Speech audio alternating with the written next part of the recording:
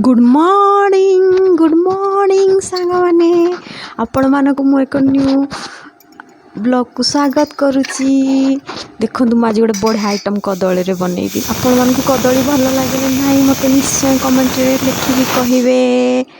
तो ये मोर कदली आलू दीटा भल भाव सीझीगला। ताकू अब मु फोक साहाଯ୍य काढ़ी नौची।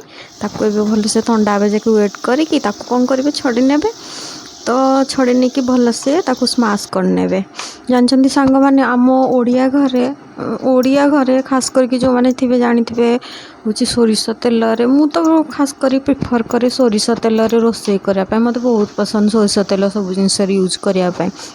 रिफाइन तेल अपेक्षा जदि घरे न था ताहले यूज करे रिफाइन तेल।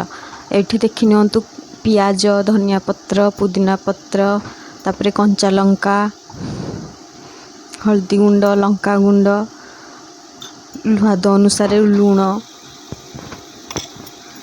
आपण मत तो एमडीएच गरम मसला बहुत पसंद। आपन को जो ब्रांड गरम मसला पसंद पकईकी 2 चामच कॉर्नफ्लोर पकईकी ताकू भल से गोले नियंतु हाथ रे गोलेकी भल गोटे बढ़िया से गोल गोल डो बने दियंतु।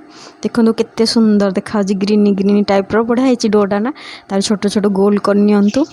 एबे टिके पानी हाथ होइकी कौन करंतु ताकू चेप्टा शेप दे दियंतु। चेप्टा शेप देले भितरटा भल से सीझी थिवो और क्रंची भी लागिवो खाया पई।